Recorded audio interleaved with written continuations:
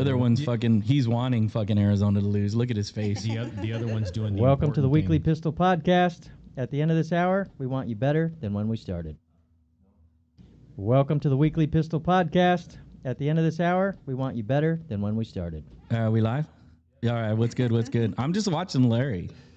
We're gonna. There's a lot going on. Yeah, you got to let us know what goes on in chat. By the way, when they start popping in, because they're gonna start talking shit because we're late. I'm already getting text messages because of Veronica. First of all, I've been here for 20 minutes. Well, okay, I'll give you that, but we were supposed to start at 11, so that's 20 minutes late. I even showed up on time.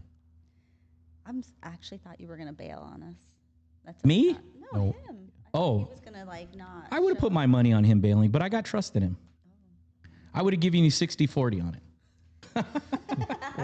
You sure it's not 4-3? Okay, 4-3. That's the what do you call it?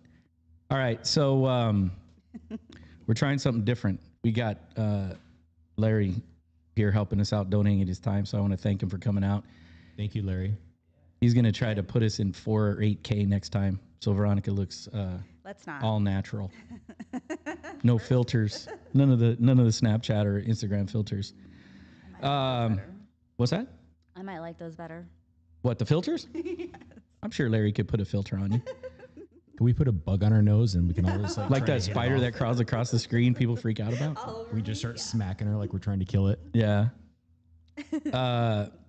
Okay, so before we start, I wanted to talk about a couple of things. Veronica and I and Rob had talked in the past about what the podcast would be like. But there were some events that took place over the course of the last couple of weeks. LASO or LASD had four suicides. 2 of them, I believe, were on the street. The other 2 were in the jails. They're all deputies, right? Yes. Is your mic on? I think so. Okay. Hold it closer. Hold it closer. D's not watching, so it's okay.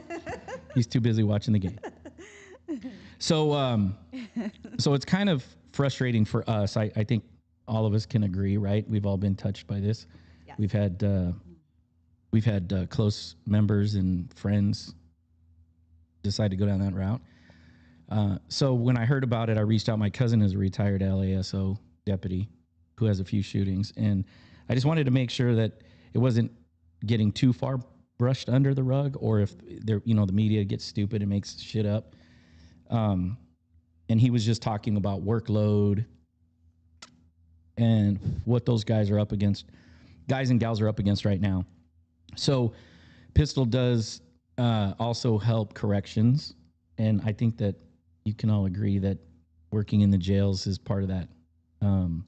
I worked in the jails. That's where I started everything. And I was recently talking to a corrections officer, and we're going to speak for Bureau of Prisons next month. And this particular officer was telling me that they are mandatory overtime.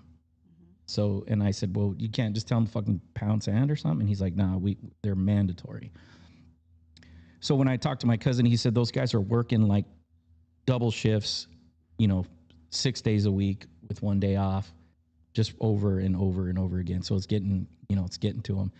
And then right before those 4, I think it was right before or right after, it was a female officer out of Fort Worth that I posted. Do you remember? You reposted it. Austin PD. Yeah. She took her life. And when that one came out, that one kind of set me back. And I was talking to an officer. Was I talking to you about that? Yeah, I was talking.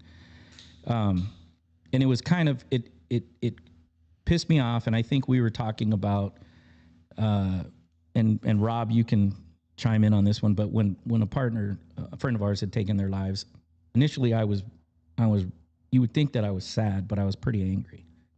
Like I was pretty pissed off that occurred because he could have reached out. So if you guys are watching this, just check on your homies. If they give you a short answer and everything's cool, pay attention to their actions and shit. Listen to them. It's hard enough for us to go out and talk to people about it, much less our spouses. But it's angry. I'm at a point now where it's stupid that people aren't giving this more attention. You should be able to say to somebody like, "What do you need?" aside from all the bullshit that we go through, there's nothing more important, because when you go to that funeral and everybody shows up, just like you see on fucking social media, their lives go on, halfway through your fucking Santa or your funeral, they're already making plans for the next week and shit. And then they just move on with life. So that's what I wanted to talk about. Anything you want to talk? You mentioned one of the guys that we know from Pistol, and actually there was something I think that I don't want to say good came of it, but I can tell you that his core group has started reaching out to me and other people, and that now group is grown. So I mean, if anything good can come from that, at least there's that support network. Yeah, so, and I think to be frank, because of what happened to him, is why they did that, in order to prevent it from happening to someone else. Yeah. Well, we've had two. Go ahead, Veronica. Sorry. So, speaking of the group and whatnot, knowing that we've had others who have at least attempted, would you say they feel the same way with their agencies as far as support since then? You mean like, are they getting support from the department? Right. After. Fuck no, after they're not their getting attempts support. have Fuck no, not at all.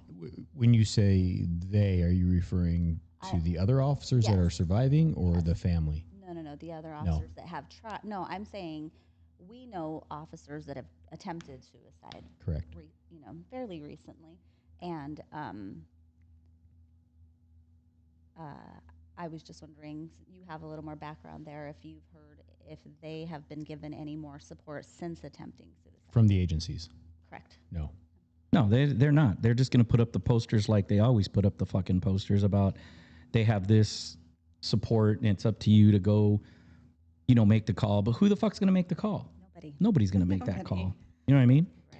Right. So that's another topic for another day. But before we go forward, I'm looking at chat and I'm getting my ass chewed out. So it's not 11, or it's 11. It's about time. Yeah, no shit, because we're Maybe on we were Veronica talking time. about California time. It's 11. No, it's fucking 11. It was almost noon. Chat's already talking about it's about time and shit. It's not my fault, chat. We're on Veronica time here. So we were talking before. Look, chat. If you guys are watching, can you do me a favor? Can you just update Veronica on the Cardinals game? That's all she's fucking concerned with right now.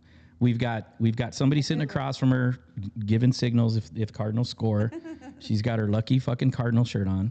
One of them. We've been down this road before. If they win, Has more than one lucky shirt. I don't know why. There should only be one lucky shirt. It's either lucky or not. Why are you not wearing more?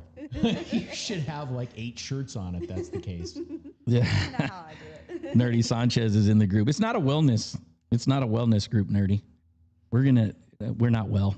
You're going to find out when you sit through this fucking podcast. Uh-oh. All right. Did we get a signal? Yep, we got it. Oh, the peanut gallery fucking gave Veronica a signal. Cardinal scored. Thank you. All is well in Veronica's world. For now. Okay, so, wait, somebody just put in there Cardinals. I don't have my fucking cheaters on. What does it say, Larry? It says Cardinals, who are they? Ouch. Oh, I love that. I love that. That's fucking great. They're Just the keep practice nudging squad. at Veronica. Anyways, so we talk about a topic every time, sometimes multiple times. And this one is going to talk about every day and going out in public, right?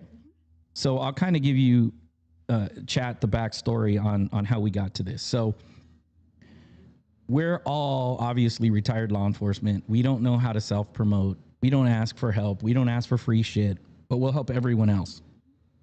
So I'm just as guilty, if not the worst. I don't go out and ask people for help or money. I figure they should know to donate. And that's my own nativity. Was that what it's called? Whatever, fucking ignorance. So I'm trying to get better at it. And I went out to a fundraiser they had for us a few weeks ago. And I love the showing that came out. Yes, that's And right. me and Veronica and Mark were there. Speaking of which, before I forget, Mark's supposed to be here, but he's sick. He was pretty bummed out. But that's where Mark's at, if you guys are wondering. So we do this fundraiser, and it reminded me how much I hate fucking being in public. Just absolutely fucking hate it. I don't like to see people. I don't want to hear people. I don't want to hear people in fucking line complain about their fucking whatever the fuck's going on. So going outside. So for me in the beginning, when I first got diagnosed, I just refused to leave the house. I just kind of imploded and folded into myself, became hypervigilant, didn't want to see anybody, didn't want to look outside, didn't want to go anywhere. And it just got worse. What about you? Yes, definitely the first couple years. Rob? Yeah, there's still times when I don't want to do anything. And then when I get there, I regret doing it. So we had one time in group, we had a guy come into group and he's like, hey guys, I'm doing better. This weekend my wife and I are going to a Garth Brooks concert. And country music, no good. yeah, we were sitting there and I was like, what the fuck are you thinking, man? And he's like, no, it'll be good. It'll be good. I'm good. I can totally do this. Totally. And I was like, you come back next week and you let me know how that works out for you. Now, we may get banned from YouTube for saying shit like that, but this is the truth. This is exactly what he said. He said, I'll be fine. There's not going to be a problem. I'll be fine. And he goes, and all of us are chuckling at the end of group. We're like, this motherfucker is either going to get arrested, have a nervous breakdown, or get a divorce out of this. And he's not going to make, I think we were taking bets on if he was going to make the whole concert. So the following week he shows up and we asked him how to go. He's like, I don't want to talk about it. I can't talk about it. My wife's mad at me. My friends are mad at me that went to the fucking Garth Brooks concert. And I said, what happened? He says, it's fucking too packed in there. And I had this fat bitch in front of me who would not fucking sit down and I couldn't enjoy the concert. And I was like, well, there's fucking people everywhere. And I said, well, what happened? He says, well, I kind of spoke out of turn and out of pocket and I cussed out the fat girl in front of me and we had to leave 10 minutes. The concert started. So he didn't even get to see Garth Brooks. And if you guys in chat, you know, oh, wait, somebody commented. What does it say? Country music is good for the soul. Thank you. What?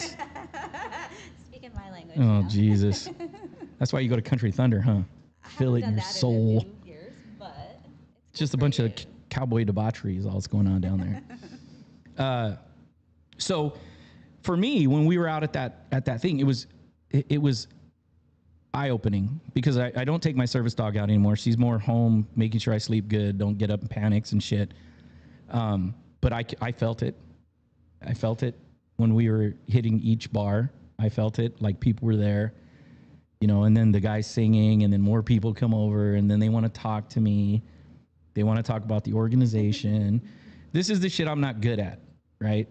Like I can challenge a bad guy, right? In public, right? Everybody in this room right now is either in law enforcement or knows somebody in law enforcement or had somebody in law enforcement. And there are many times we would jump out in a packed parking lot and yell at people, right? Get your fucking hands up. I never thought about the public. I just did my job. But now I can't even I'm afraid to ask the cashier, like, is this on sale? Like, I don't even want to have that communication with the cashier. You know what I mean? Like, I don't want to do that. So, what about Rob? You have a story. Tell us a story about your little Costco fiasco that you were just talking about. Well, you know, it's Thanksgiving this week. So Busy. I've been there twice in 2 days. You're a glutton for punishment. I needed a turkey. I think you are the turkey, to be frank. two fucking. How do you not get a turkey the first time? They didn't have the size I needed. Oh, Jesus. Anyway, we decided to go to Costco yesterday, which was Saturday. So mistake number one, going to Costco on the weekend. Mistake number two, doing it around Thanksgiving. And I thought I'd be fine. I've gone to Costco several times with my family. You know, usually that's a comfort for me because there's, you know, people I know nearby. But it's just like when the snowbirds get here. Apparently, they can't drive their shopping carts either because they're all over the place. And I spent most of my time with the back to the coolers or the freezers or the walls, just watching everyone while my wife and kids did all the shopping. But you got out of the house, though. I did, but I regretted it. I told my wife what the topic was about today, and she's like, "Oh, perfect." What What was your demeanor like when you got home? I was spun up. I was a little bit short with the kids, if you will. And my wife called me out on it. So thanks, love. So, will you tell me what for you spun up is? Because I think we all should, but everyone's got a different version of spun up. Like, what are you actually doing, saying, not doing? That's I get fucking angry and I take it out on my wife. Well, I was angry and I was yelling at the kids. See, takes it on his kids. But when I was there, I was just really uncomfortable. I spent most of my time watching everyone else. You know what we're trained to do, right? Just watch everyone. But how were you to your wife? Say to it. her, I was okay. What? Would she She's say because that? she dined me out. Probably, I would imagine it was she dined me out on it, and So, what did she notice about you that? that I was being short with the kids. Define short. It's fun. It's funny. Okay, he's just fucking tippy-toeing around anger is all you're doing. No, I was yelling at the kids. I already said that. No, you said I was short with them. Yelling I is said not. yelling. Did I say yelling? I don't recall. This ain't a deposition, Veronica. What kind of fucking answer is that? Listen, I plead the know my fifth. place. Hold on. Somebody in chat said this to you. To who, me? No, to Rob. It says, I don't do crowds well, and I sure as fuck, in caps, don't go to Costco. Well, She probably doesn't even have PTSD. It's just fucking not going to Costco. to each their own. My wife picked up on it as soon as we were pulling in and trying to park. She's like, "Do you need to sit in the truck?" You were Because already short. I was already apparently showing some sort of signs of discomfort. What those were, I don't know, but You should have asked her. I'm sure if she's on chat, she'll. Oh, if type in. if you're on chat, put in there what the signs and symptoms were. Like, was he shaking his leg like the rest of us when we get fucked up? Well, I was busy driving, so if I was shaking my leg, there may have been some dead bodies. Were you No. were you pounding the I steering would wheel? like to know what she thinks or what she saw in you, because I think we are just so accustomed to Well, being. Manny who we can are, text her. and we don't. Oh they shit, it's roles. Remo. That's who it is. That's the one that said they don't go to Costco. What's up, Yeah, you Remo? shouldn't. You shouldn't go to Costco. Just stay the fuck away from Yes, Costco. stay away. I already know your Well, issue. you shouldn't go to Circle K.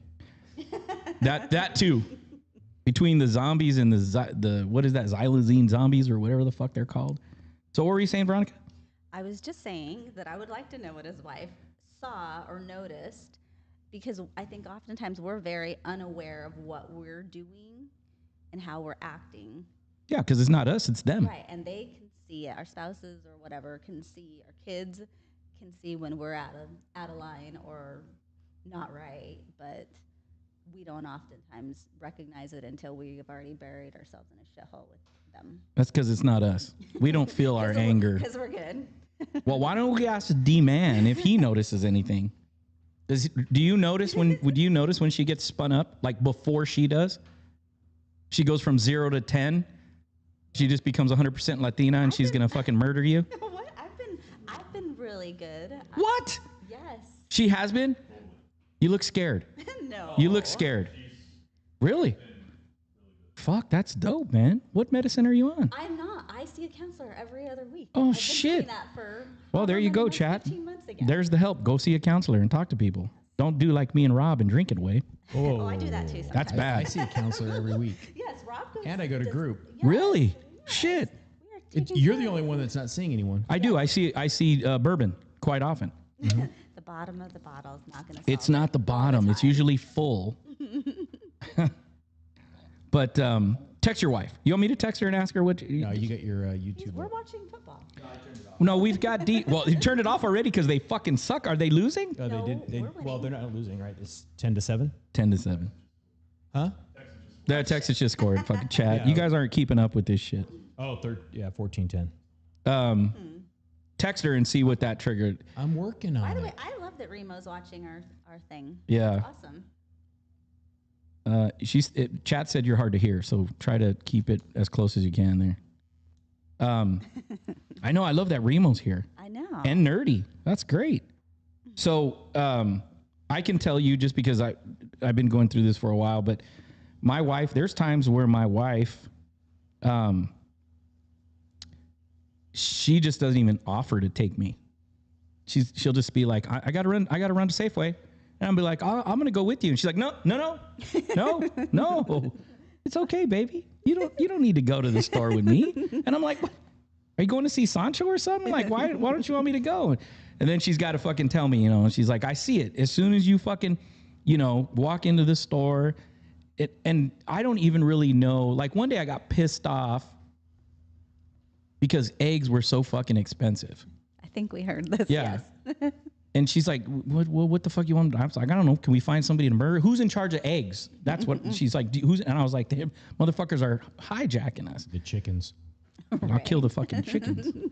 But it starts from when we leave.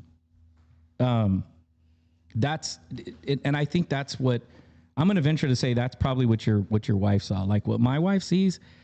Once I'm starting to get ready, like I've gotten in fights with my shoes. You see what I'm saying? Like my shoe doesn't go on fast enough, and I get all pissed off. I'm huffing and puffing under my breath. But I think I can't remember. I heard it somewhere. Like anger is a secondary emotion. Correct. Right? Yes. Because there's something that before that did that. And I seem to treat it as a first emotion. No, I think we use it to kind of mask the other things happening. It's easier to be angry. We find it more acceptable for us to be mad than to be fearful or anxious or. You got to actually talk right into it, because when you turn your head, it's. Oh, I get what you're doing. So it's easier, right?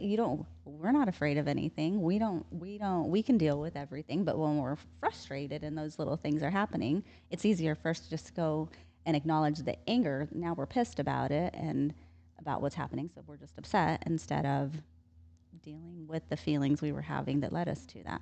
Because anger is just Acceptable. better than sitting down and crying and having a fucking breakdown Yes. or a tantrum. So one of the things that I've learned through counseling, and I'm going to go ahead and plug Sherry on this one, because she's the one that told me this, is that anger, it's okay to have. Was I blocking? I should block, right?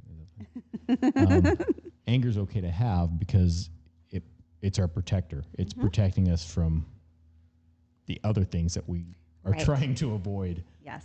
So it works. It's a What good is it thing. protecting us from? From Harm. the feeling, yes. But I thought feelings were good. Aren't we supposed to have feelings? But Yeah, it but doesn't mean no- we like them. No one I don't wants like to feel like feelings. shit. I don't like emotions. Crying for no reason and shit. And we have the same counselor. She's awesome. As you can tell, we're doing great. You guys are doing great. Somebody in chat said, I bet the Cardinals game started on time. I know that fucker. Anyways, so trying to get outside for most of the people I think that are watching right now are probably fucked up just based on who's in there. And the people that are in this room right now are fucked up. I'm pretty sure of it, whether they admit it or not, because their phones are down, their heads are down, they're not paying attention. But I saw you nodding. I saw you nodding over there. Someone just got scolded by the teacher. No, it's because we were talking about going to Safeway, and he's looking at his phone, and he's all nodding up and down, like, "Yeah, that's me. That's me." Does that happen to you? Yeah. You go, and we talked about it before the podcast started late. So my wife would preemptively sedate me when we had to go somewhere, right? And she would take my meds, and I was ashamed of meds, but that was really the only way that I could cope with going outside, because my anxiety would shoot through the fucking roof. That was the hardest. Even the night before, like knowing I had to go somewhere, see people, go to a birthday party, even going to IMEs, that was like the fucking worst. Oh, IMEs are IMEs awful. are a That's a totally different different level. story. Yeah, that's a different level than family Yeah. stuff. Yeah, you can't include IMEs on Yeah, that. no, that's a whole other. Yeah, so and that's like going outside. And part of this, and for me, I know when I was going through my therapy and dealing with the doctors and having to talk about feelings and emotions, my doctor pointed out, she's like, you used to work a lockdown unit with like the hardened criminals, level 5, closed custody. You also did GP. And I would walk into a pod with 200 inmates and me. And I was perfectly fine with it. But I think somewhere in there is where we get fried, right? Because as even in corrections, you have to walk onto a yard with hundreds of inmates. I mean, is there any real belief system that you can control them? The fuck, you can't control those motherfuckers. But you have to believe in that. Well, you got to otherwise believe in it, have or you to. just tell yourself that fucking they're letting me run the fucking yard right now. If they chose to, it'd be over. But when you go into patrol and you're going into a scene like a big party, I remember we would do these party crews, and they would just pop up, right? And then there'd be like a mass of like fucking 150 people, and we'd roll in, and I thought I was invincible. You know what I mean? I'm like, I got a vest, I got a bunch of rifles, I got 5 homies behind me, and we're gonna take out 300 motherfuckers right now. We got in a fight at RTO Sullivan's one time. Remember RTO Sullivan's? Yes. I do. It was St. Patrick's Day, and the hot call comes out, and they're like, we have multiple fights in the parking lot of RTO Sullivan's. And I rolled in there so fast, and I was like, I'm gonna get there before everybody, and they're gonna see me, and the fucking fight's over, right? And it didn't stop. Like, it just kept going. The more cops showed up, the more fights broke out. It would have helped if you got out of your car. That's dangerous. Who gets out of their car when there's fights? That's how you get hurt. But we jumped out, and that's the, you know, that's, I don't know if that broke our brain. I don't know if we were broken down that way. I know military, just like police, they break you down. They and then, used to. And then they don't do that anymore? They give you hugs? Police? Yes. The academies are awful now. Is that how it is? Is that how it is over there? They don't break people down and tell them they're pieces of shit and then make them a strong person? They just give them hugs all day? Yes. My understanding is what used to be Aaliyah, now what is it, back to Phoenix Regional Police Academy or whatever it is. I had heard that they're, instead of penguin suits, they're wearing polos and stuff. Polos? Is that not true, or you guys know? They can't wear the black. So for chat, penguin suits were black slacks with a white shirt and a black tie. Correct. And your pin. And don't lose your pin. And your name tag. But you can't get yelled at anymore. We did. Okay, so Nerdy, listen to this, Nerdy. Because I see, yeah, you can't leave the house. Yeah, he doesn't want to leave the house. Fuck, half the time I don't want to leave the house. I'm fucking 10 years, almost 10 years out of it, and I still fucking feel that way. The fuck was it? See, my mind's fried now. I can't even remember. We were talking about the academy. Oh, yeah. So, Nerdy, check this out. Nerdy's corrections. So, we were speaking at for prisons, and we were talking about the way they're getting trained now. You were there. Remember? You don't fucking remember. At the prison thing? Yes. She was probably late. Yeah. I thought you got better. Did go late to No, that. she was late for that, but she was definitely late. Man. intentionally That wasn't a very Cardinal late. game, right? So Was it a we're Cardinal game that day? no, there wasn't. It was fucking a Wednesday, and she was late. It was in Tucson. That's all right. I told you the time frame. So we're at corrections. We're speaking about corrections, and we're talking about new age policing and the lowering of the standards and what these kids, you know, relatively are talking about, how they can't handle criticism. And this she's a younger girl. She's probably in her 30s or 40s, and she raises her hand. And I know the warden. He wasn't the warden when I met him, but he's moved up. And he's to my left with the rest of command staff. And I got to credit this girl because it took some cojones. But she raised her hand, and we called on her, and she says, we can't call them rookies. They will get in trouble and written up if they call the new people rookies. Yeah. And I was like, so I looked at the warden. I'm like, are you fucking kidding me? So what do they call them? Friends. Hello, friend. Hello, friend. I'm so glad you came in today. But they can't use, that's the thing that pisses me off, right? So I'm not a fucking scholar in words, but I'm pretty sure rookie by definition means new person, right? They still call NFL players rookies. CJ Stroud is a rookie. Yeah, but I heard in the NFL you can't even taunt the quarterback anymore. You get penalty. You just have to be. Is it like unsportsmanlike if you tell them you're going to put one in the fucking pooper? Just whisper in their ear. It's fine. Just tell them when you're in the huddle. It's romantic. I'm coming for you. Tell your mom I'm coming for you. Wait, what are we talking about? Oh, anyways. What's happening? Back to So yeah. So look, I have a major problem with that because you really are. It's not like you called him the FNG. You know what I mean? I could see if somebody got offended by getting called the FNG or something, but to be called a rookie, that's exactly what you are. But how do you enter a career like this and you're offended by any, like, we can't be offended. How many people on the street are going to say things that are offensive or do things that are offensive to you? Like, we're But not in the allowed to- prison system, it's like 1,000 times worse. right. So how are you expected to survive that if you can't even take small offenses that are just common language in this common culture? Like, Exactly. you can't do that anymore, but you're going to go out in a prison yard and I'm supposed to think you're cool and you're going to have my back when I can't call you a rookie without you being a... Offended? Well, you get written up for it. That's the problem. Wait. I want Veronica to say what she's going to say without you being a what? Without you being offended. I'd let it... Offended? That doesn't make sense. I know. I kept it in. I didn't say bad word. You could say bad words. No, go ahead and Not say that it. bad No, word, we all no. need to hear it. Does it start with a? It might. I know where you're going because you know I don't say things like this. It says, so let me ask, hold on. Okay, so going back to why we can't go out in fucking public. The reason I brought that up is because I would walk into a crowd of people. I mean, I think, Rob, were you working Super Bowl weekend with us in Scottsdale? Your I don't think unit? it was Super Bowl weekend. I think it was the NBA All-Star. And to be all, so there were just fucking crowds everywhere. Like we would go in and walk through crowds, events, right? I mean, some of these bigger cities, they have event units where that's all they do is work fucking events, right? And they just and then now you retire and you can't fucking be around a crowd of people.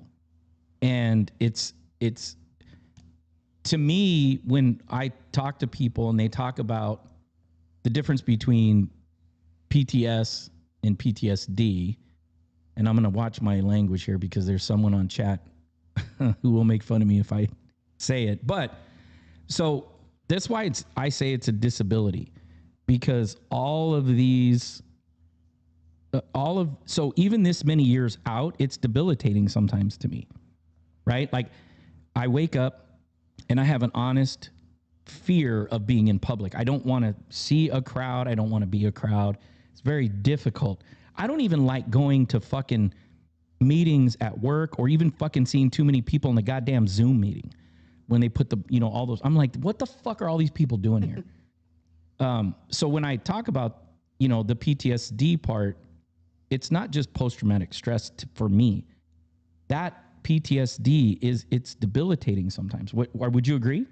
Yeah, I think it's a harsh part of it, though. Like, nobody wants to have the label to begin with. And so leaving off the D for some people is just, it stands for disorder, right? So people think there's something fucked up, right? Something's wrong, not just I was injured or this career did this to me. Like, I'm just damaged forever. And although we will have this with us forever in one way or another, just the disorder part makes it like common. Like everybody else we ever dealt with on the street that's fucked up in their own way, we if we have that, that becomes who we are, and we don't like that. We're different than them, Like, I don't know. I don't use the acronym ever. What do you call it? I don't. I just say my injury or I was sick when I was sick. Like, I still don't. She say avoids it. I totally do. I hate it. She's like, I don't want to talk about this. No, don't look over here. I have no problem talking about what I went through, what I've been through. I just hate that it's a fucked up label. It's horrible for us. Like, here we are, fucking our whole careers taking care of everybody, having all the answers, coming up with a solution, saving people, whatever it is we have to do. And then we leave with a fucking label that says now we have a disorder. Like, it's bullshit. I hate it. So I don't say it at all. It's just a work injury, and that's all. That's all it is to me. So shame plays a big part of that for you. You might want to talk to Sherry about that. You got to overcome that. No, I'm good. You don't want to address the problem head on. No, it's just what it is, just how it is for me. Like, I just don't. I don't. Not that I think I'm better than other people with other disorders. I just feel like as cops, as first responders, whatever, as cops who are doing this every day, putting their life out there all the time, there should, I don't know, it's different than someone who has smoked crack their whole life and they're fucked up because of it. Like, we chose a career to do good, to get bad guys put away, and we're as fucked up as, or not, if not more fucked up than the shitheads we had to deal with all the time. And that's just, it's fucking wrong. I mean, think about how many suicides we have all the time, and those are just reported, completed. That doesn't even take into account the people who have tried to commit suicide, who have thought about killing themselves. Like, the numbers for just the people, just the police officers who have considered it, right, have hit a moment where they were there and they actually thought, screw this, I'm done. Like, those numbers would be crazy high if we're already higher in actual suicides amongst all populations of careers and things. So do you think that so I see it all the time on Instagram, like, normalize this, right? The shame, the stigma. So do you think that by not addressing it, you're adding to it instead of just addressing it and owning it? No, I talk about my issues. I just don't give myself I just don't ever say I have PTSD. Like, I talk about the problems. I am out there. I put myself out there all the time for what happens, what I've been through, whatever. I don't have a problem talking about it. I just don't use the acronym when I speak about it. And I don't know that you have to. Like, as long as you're talking about your symptoms, your feelings, you're getting things taken care of, you're seeing someone, you're whatever it is you need to do to get better, and you acknowledge that I have a problem, that there's something going on that isn't right, and I need to fix it. Like, you don't have to say, this is what I have. Like, there's shit I need to take care of. Like, and it doesn't mean you have to use the 4 letters. You can just fucking deal with what you have and do it. Let's see. So Bugs said, maybe it's the shame we're afraid of. We can't hide in public. Well, yeah, that's true. I mean, you can't really hide in public. It's funny that you bring that up, Bugs, because early on when I got diagnosed, I used to tell people that I thought, I had this genuine belief that when somebody looked at me, kind of like, do you remember the command presence, the levels of the force? How, like, just presence was a thing, and then you escalated up. I for some reason in my brain, I thought when I went out in public when I first got diagnosed that everyone saw me as a coward. Mm-hmm. Like, that was immediately what I was like, I failed. Mm-hmm. And I was like, they have to see it because I see it, right? And then as time went on, I started to realize as more members came in, I could see in their face. Like, I could just look at somebody and be like, that guy's fucked up. Mm-hmm. That girl's fucked up. Right? So we see it, right? That's why at the end of the podcast, when I came up with that saying, to us and those like us, I think about that, right? Because I can sit across from somebody and they can have 5 years on the department. They could have 30 years on the department. And I'll be like, they're not fucked up. They did everything right? They took all their vacation when they're supposed to. Or they stayed in admin career. Or they became lieutenants, you mean? Right. Yeah. They weren't out there long enough. Yeah. They hid. But yeah, so going back to that. So what is your thought for people that have, like, cancer? When they say, well, I don't want to use that word, I don't. Because it's their business. They don't have to call it cancer. They can say they're sick. They can say whatever they want. Like, but do you see? I guess, and I'm only doing this not because I agree with you. For a long, long, long time, I did like you. I refused to say the words. I didn't look in the mirror. I was ashamed of myself. When people asked why I retired, I said I retired because of one too many bad calls. That's what I would tell them. I never, ever, ever wanted to say the word PTSD, ever. And I did not want to be anywhere near people who I thought could see that in me. And then something changed, and I'll probably get a little bit worked up. We were working with an officer. We were trying to get him on. It was very early on.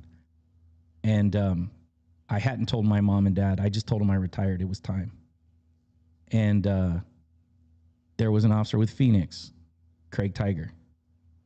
and he went on the news. That's one solid motherfucker, man. He went on the news and he talked about his issues. Like he owned them. And after he went on that news thing and you know, subsequently he took his life. I remember thinking, like, he owned it. It wasn't the easiest thing to do. It wasn't easy. I couldn't even tell my parents. And this motherfucker goes on the news and talks about what he went through. And after that suicide, I told myself I would own it. I don't have to like it. You see what I'm saying? Like, I don't have to like that I have it. Right. And I don't go out and say, "Hey, look at me, I have PTSD." Like, I don't say that shit. But if somebody says, "Man, you probably saw a lot of shit. You're probably fucked up," and I'm like, "Yeah, I got PTSD from it," right? And it's kind of like soldiers, right? Soldiers, same way. How do you look at a soldier? You know, if they've been downrange, you know what I mean? And so when Craig did that, I promised myself and it was just a short few days after that I went and sat down with my parents and I explained to them what was going on. And I thought it was profound. I mean, it's shitty. But we were talking about going out in public and this motherfucker, the biggest balls just to go on TV and fucking call it out. You know what I mean? And then to me, that's why you don't have to. I mean, I don't disagree with you at all. I mean, there are times where I'm like, I don't even want to fucking talk about it. Right? But to me, there's a certain part where I have to talk about it and I have to say it because the person sitting across from me, if they know I'm hiding it and they see that shame, then they're going to have shame. And I'm afraid that they're going to put that cold steel to their fucking mouth. So I figure if I'm just honest with them, maybe they'll take my understanding and be like, well, that dude's honest. Like Craig did that to me. He didn't even know it. You know, but just to know that he could just stand there and say, yep, this has happened. This is what's going on. And he owned it. He didn't flaunt it you know what I mean? So after that, I just told myself I won't do that again. You know, so I agree with you 100%. I mean, like I said, I think if anybody who knows me personally, they know I talk about it. I talk about the effects of it, what it did to me, what I went through, people that are close to me that have been a part of it. What I do now to try and help other people, I guess, other officers and stuff. But I just don't walk around with the label on my back saying I have PTSD.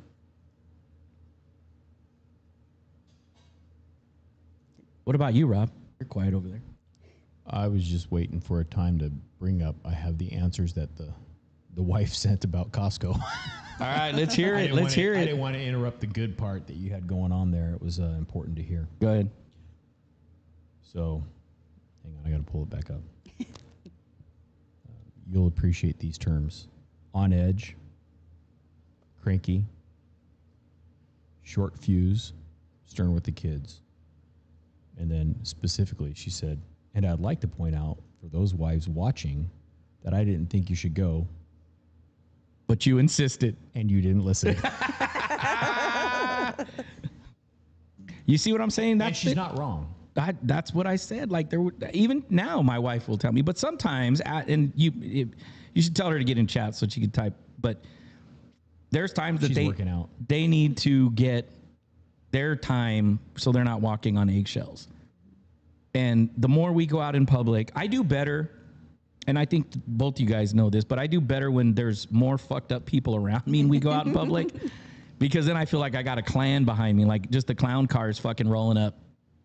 Well, it's just like going to RT O'Sullivan's when you got 5 people behind you, right? Strength in numbers. Yeah, well, it's just a bunch of fucking crazy motherfuckers that'll pull the trigger, you know, if you have to.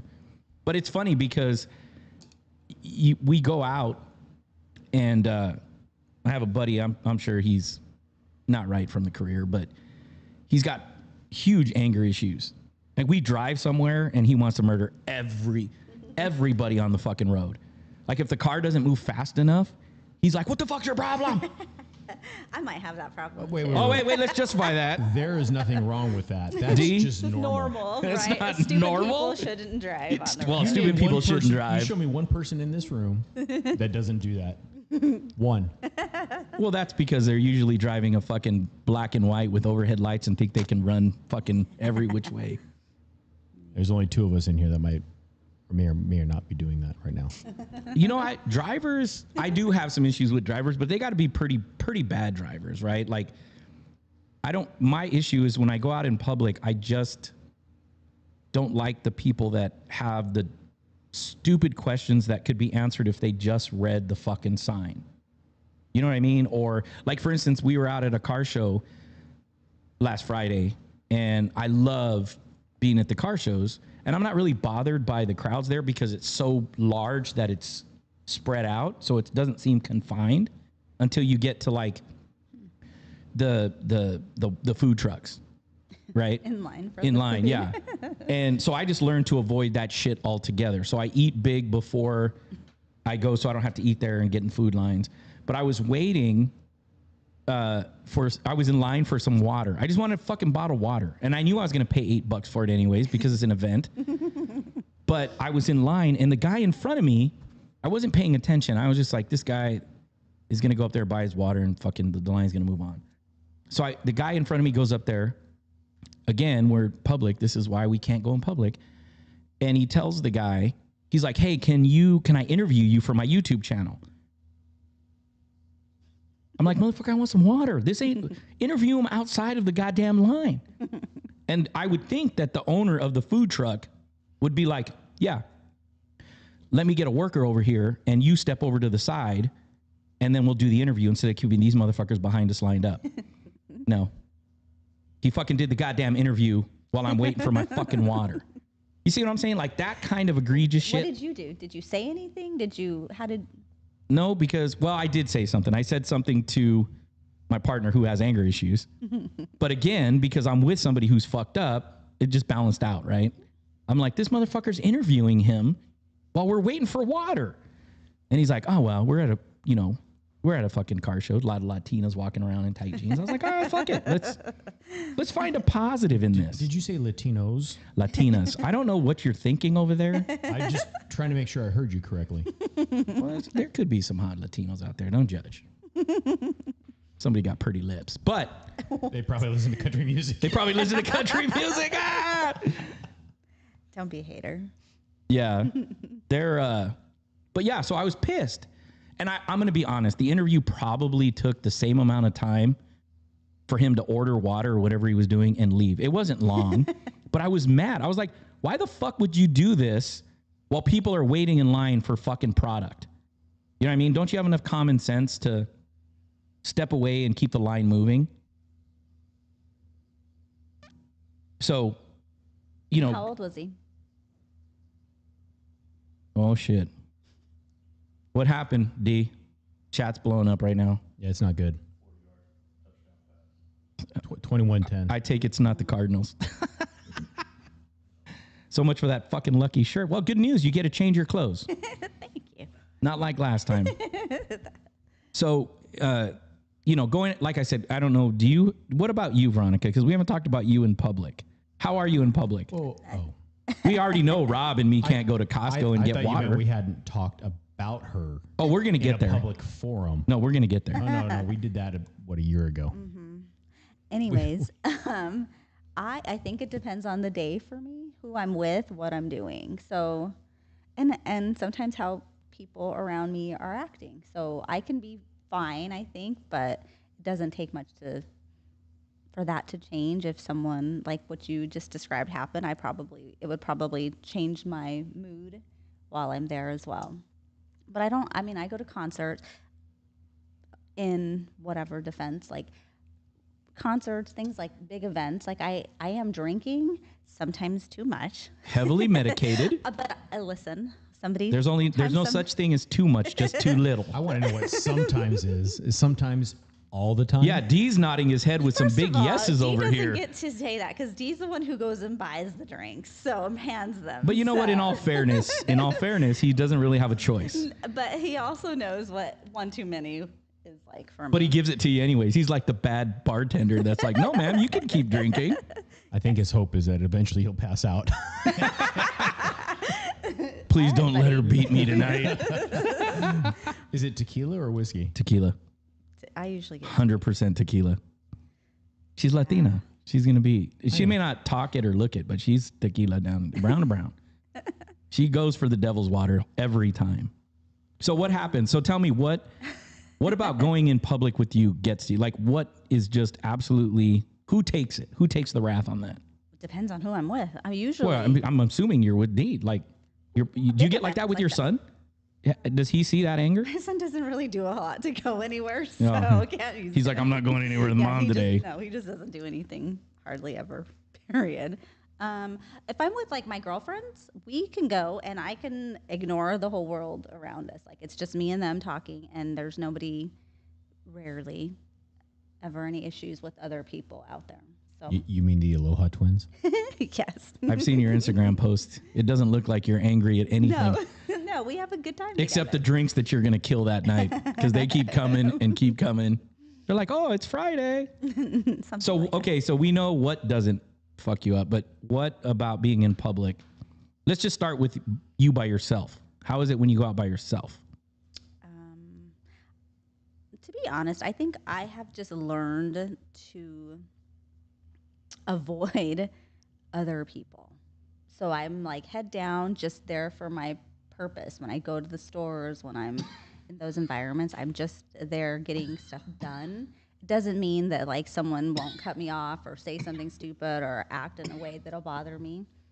And then just little things like that'll just set me off where now I'm mad because they're in my way or they're taking too long, they're holding up lines or things like that. So it's the same stuff. It's just I think smaller things like that versus the larger events, and probably because at the larger events I've been drinking. You're lit.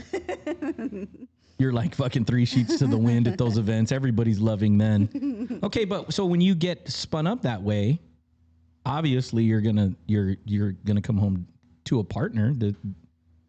Does he take that? Do you like I remember when I called you and I was pissed off at one particular person and I'm like, I need a fucking vent. And remember you called also one day and we're all pissed off, but you weren't angry. Like I didn't feel like you were angry at me, but do you ever take that aggression out on anyone around you? I do.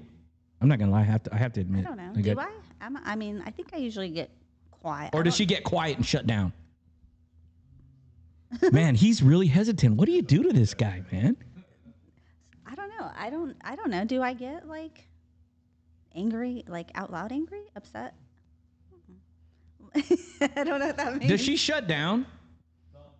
What do I do? Do you feel safe at home? Do you feel? Hey, D, blink twice if you're safe. Just blink twice if we know you're safe. Like his eyes are wide open. He's like, I'm not blinking. He's like, why are you putting me on the spot? Yeah, like he's this? That's not fair. I'm gonna get abused when I get home. No. I still have to go home. No. I don't Lock know. up all the knives. Yeah. I don't think I get. I don't know. I don't think I show anger a whole lot. I think I've been really much better at. Okay, when you Calming did, myself you said down. much better. So before, when you were fucked up, how did that look? Oh, now we got some good. Now we hit the thorn right here. Well, a lot of times, and you guys know, a lot of times I would try to run away, get Oh, yeah, away. yeah, you I did that. that number a lot. I assume I raise my voice sometimes. It's funny because every time she says something, I know we're looking at D over there. He's just we he's get solid, bro. He ain't backing down. I probably say,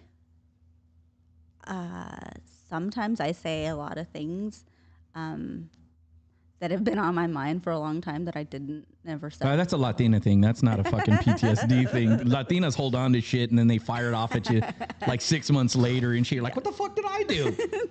You remember back in December, you motherfucker. I never knew my wife was a Latina. That's true. That's true. But you know, your wife fires them off immediately, bro. She doesn't hold them. true. She just fucking fires them. Trust me, I hear about You hear about shit like 3 months later and shit. Years later. Hold on, I'm gonna look at chat real quick. Hold on. Oh, so Nerdy said the public thinks he's a tweaker.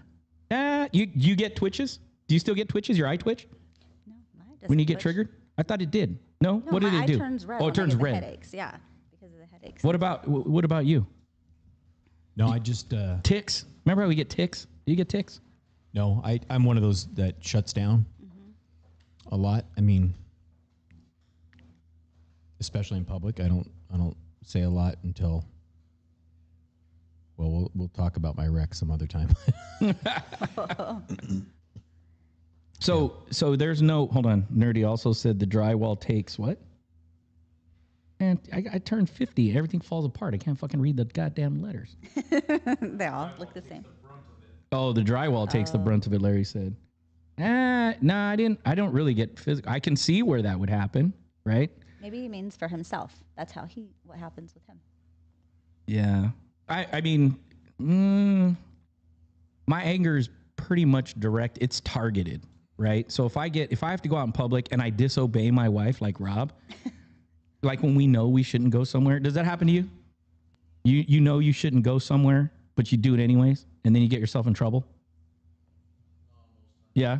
But you shut down, right? Yeah. So just so you guys know, chat, there's other people here that are watching. I mean, I don't shut down. Like I don't think my body or brain can hold that shit in anymore. Like I think I'm full and I can't shut down, because if I go too far into my mind, I already dance with the demons enough. If I shut down and I isolate, that's probably more dangerous than if, because at some point it's gonna be like a pressure cooker. You know what I mean? And I think that's not that it's good to pop off, but I target it. When I go out in public, it took a lot of therapy to understand that I should probably be honest with my wife. It was not I was hiding anything, but there was no real communication, right? She didn't understand why I didn't like to go out in public. So you were acting out in your own ways, and she had no clue what it was you were going through at the time or what you were feeling, because you weren't communicating that to her. Right. Well, because how many spouses know what it's like? I mean, you understand, and so does Dee understands, because both you guys are in the same profession. But I mean, in our situation, like Rob and his spouse and my spouse, and I'm pretty sure, they don't know what it's like to roll into a party of 300, right? And then try to go into it, because I think everything all of us talked about today with going in public, that's everyday life for everybody, right? Even the normal citizen gets frustrated with stupid drivers. It's our reaction that changes, right? Because even my wife will say, like, it wasn't a big deal. Right. And I'm like, you don't understand. They need to signal 100 feet before a turn. I'll fucking kill those motherfuckers if they don't do shit like that, right? Whose spouse does that? Right? That's not normal? That's not, well, it's normal for us. That's part of the allure of having the 4-lettered syndrome, right? Because I can go and there'll be a lady or a man in front of us at Safeway, and those cocksuckers will put like 1 or 2 things down at a time and wait for the conveyor belt to move. And I'm like, you can stack on top of each other. Like, we can get this fucking thing moving. And my wife's just sitting there, looking at fucking whatever, checking her coupon list. And I'm fucking cringe. And I want to strangle the person in front of me because they're not putting in enough, because they leave space between the little bar. And I'm like, you can put more shit up there. You don't have to fucking wait. But in my mind, it's a courtesy. But I think that everyday life for civilians, they miss all of that. All of it. I would agree. Right? They miss that whole thing. Like my wife will say, I got to go to Costco, and she's actually got a list and she's happy. The other day I was talking to my wife and I said, we had, my wife makes me a list, but it could be a guy thing too. My wife makes me a list and then she sends me the pictures of shit because I can't figure out, because I'll get there and there'll be low sodium, no sodium, or like vegan. And she didn't tell me which one to get and I don't want to fuck up. So now she just sends me a picture of what I'm supposed to get.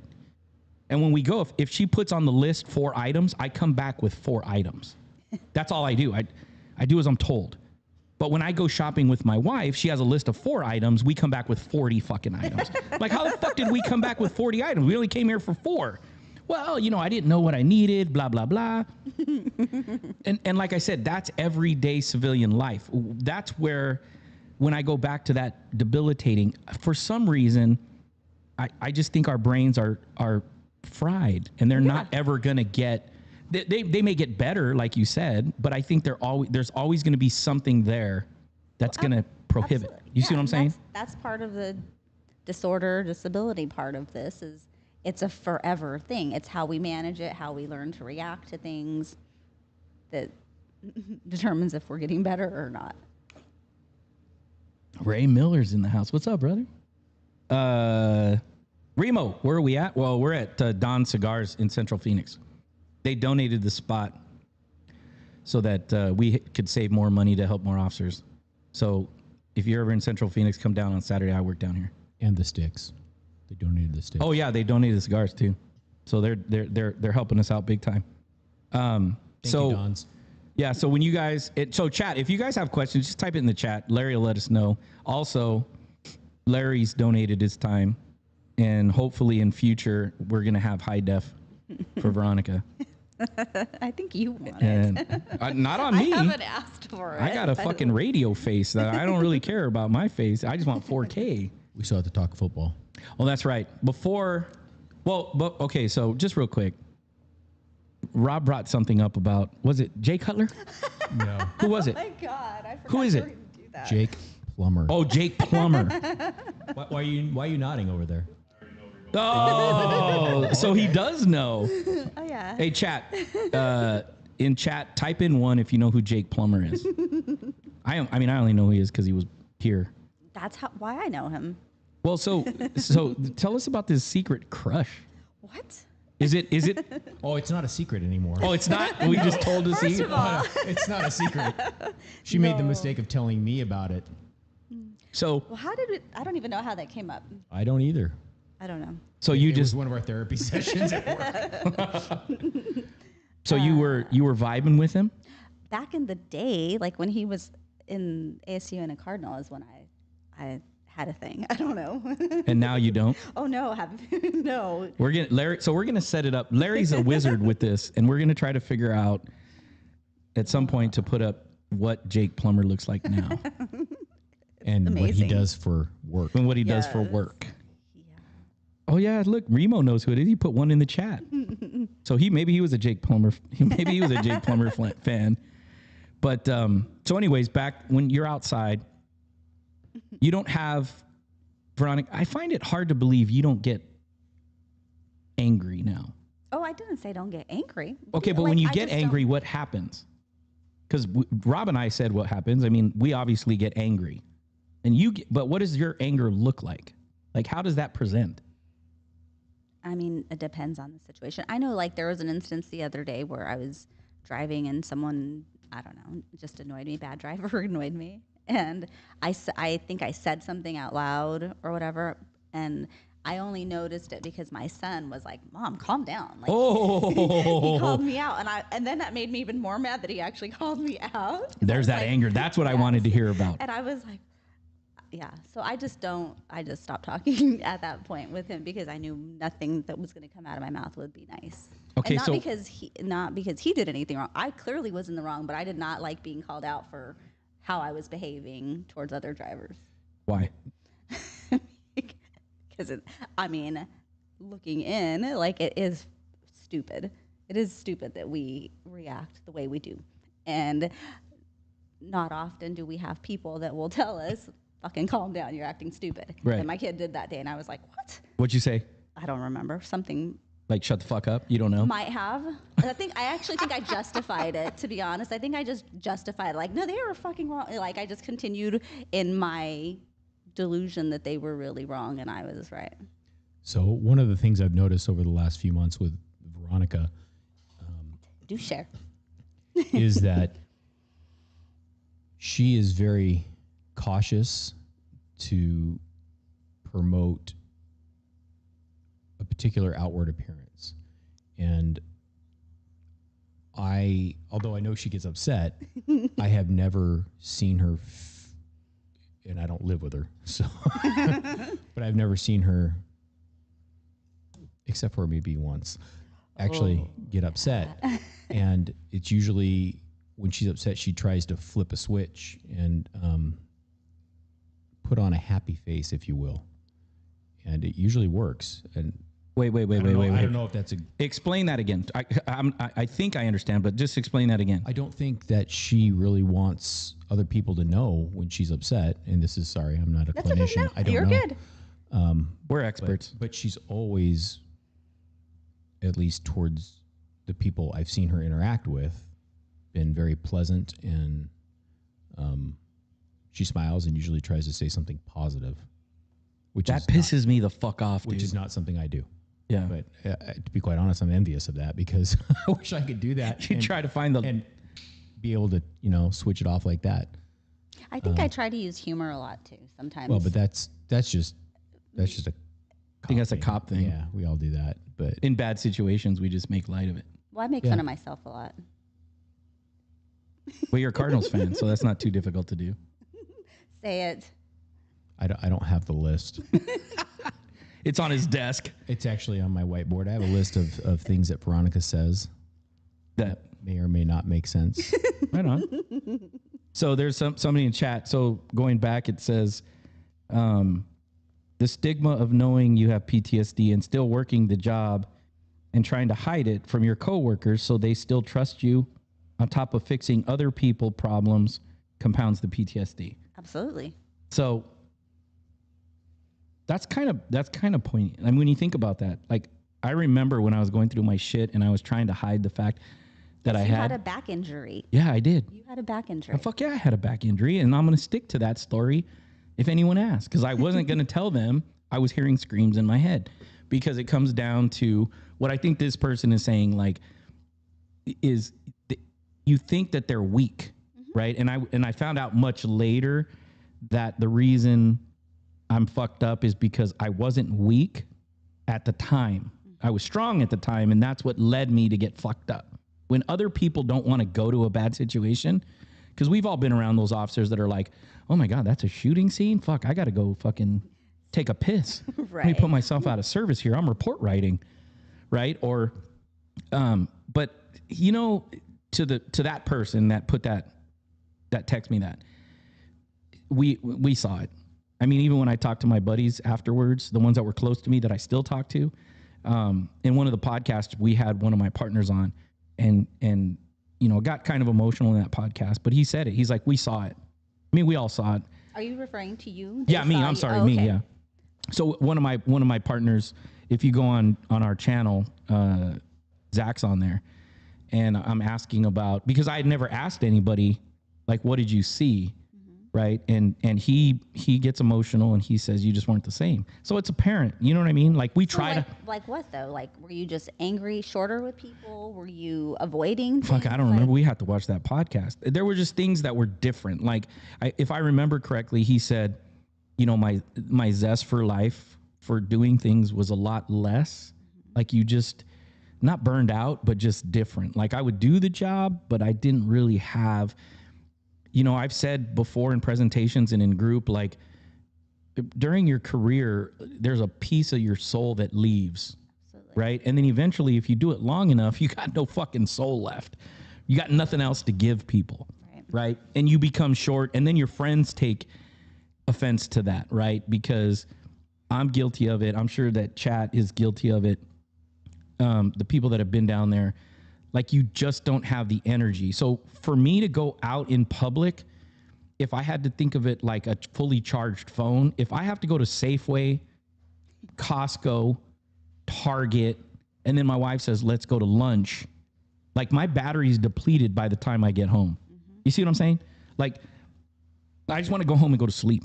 I'm mentally exhausted from trying to deal with everything, all this stimulus that's coming in. It's just nonstop, right? For me, we go to restaurants. My wife knows. Obviously, she can help now. My boys know. My family knows. So it helps. That helps when you tell them these things bother me. But we can go to restaurants and nobody likes screaming kids, right? Like you go to a fucking restaurant and you just want to enjoy the night or whatever. You got some fucking family that thinks, you know, it's a good idea to bring a fucking 3-year-old who's going to throw a tantrum next to me. Now, again, in all fairness, I'm going to be fair. That family has every right to do that. I had small kids at one time, and it's not their obligation to look out for me. So they have every right to be there. It's my responsibility, in my opinion, to fix myself so that I can get through that dinner, not blame them for that issue. Right. But you know, when you go out, there's people out there everywhere, whether they're vets, you know, SA survivors, because I can't say it on YouTube or they'll fucking ban it. You know, PTSD, whatever. You just don't know what they're going through. And we have to work through that. So when you have the tools in place to be able to tell your spouse, right? Dave talks about taking 2 cars to parties, right? So that you don't have to leave. Everybody doesn't have to leave. And you can just excuse yourself out like, oh, Manny had something to do, whatever the case may be. Instead of blaming the people, because a lot of times it's not their fault. Sometimes it is their fault, right? They know they got bad kids. You know, they got Bebe's kids. Don't fucking take your kids if you know kids are fucking ghetto and are going to cause problems, right? But if you just got a kid that's being a kid, you shouldn't take it out on that family. It's not, you know, they have a right to be out there just as much as you do. But, you know, to get out in public is mentally exhausting for me. I don't know about you guys or anybody else, but it's mentally exhausting. Even sometimes when I go to work, I used to be able to write a shoplifting police report because I had a Walmart in my beat and I fucking took shoplifts like fucking candy. I could write in 30 seconds, right? Now it takes me like a fucking day to write a paragraph. You know, I'll be like, fuck, I got to write this fucking report. And it's like one sentence and I'm like, whew, I'm tired now, right? And there's times where I tell myself, you know, I just don't want to work anymore. But I know what that road leads to. I've been down that road. When I first retired, I didn't go outside. Before I got my service dog, I didn't go outside. And I found myself sitting on the couch waiting to die. And I remember thinking, this is my life.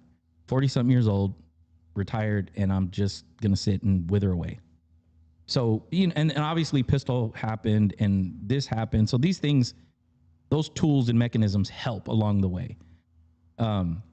But it is mentally exhausting. So if their spouse is listening, or even the officers and the people that are listening, you're not alone, obviously, because you hear our stories.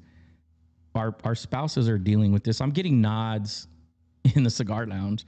Like, yeah, that does happen. Yes, this is, you know, so you're not alone. That's the stuff that was the worst. Was for a long time when I was going through my shit, there was no Pistol. I literally thought I was on a fucking island by myself. Right.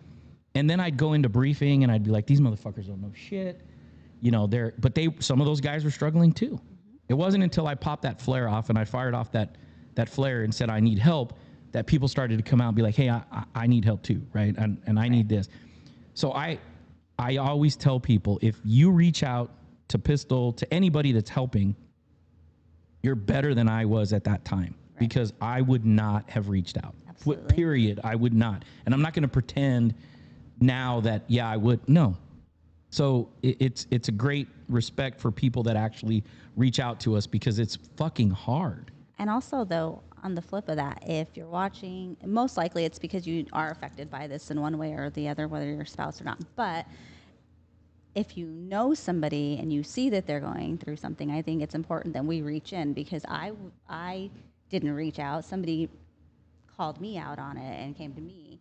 And at that point, I don't know that I would have told anybody. I would have just let myself fall into that hole and never come out, because I don't know, I didn't know how to ask for help or what to do. And I think if we see that, it's our responsibility as partners, as squad mates, whatever, to say something, because otherwise they end up like these kids that are taking their lives, right? Or something shitty, they're losing family members. There's a whole road of mess that we leave behind when we leave this untreated. We don't talk about it. So I would rather someone be pissed at me for calling them out or for saying they need help than to watch them go down the road that doesn't need to be traveled. Right. So Go back to the comment that was made that you read earlier about being on duty.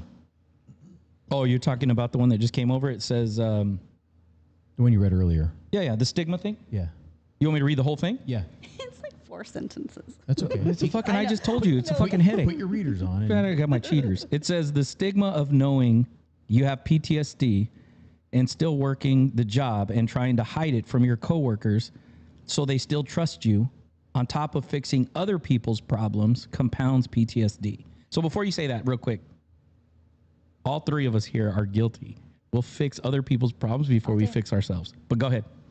Yeah, but let's just say I come from an agency who claims they have a wellness program. Same. A bullshit.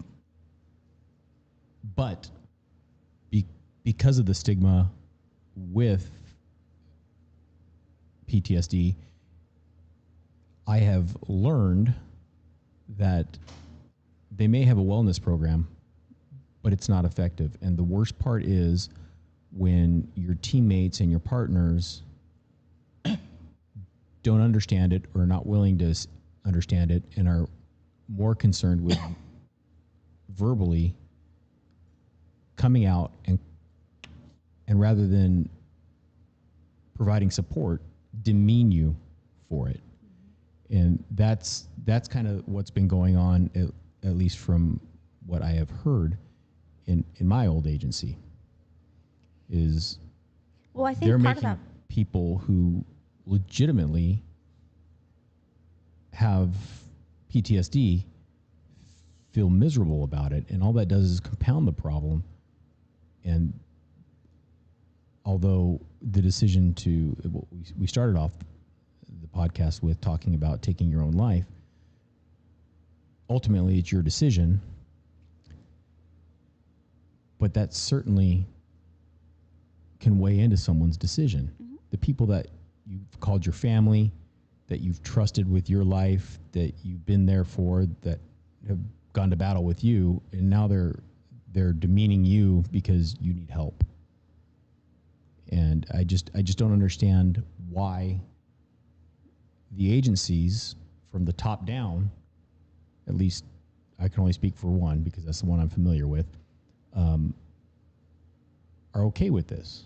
well, I think part of that problem is who they're putting in charge of the wellness programs.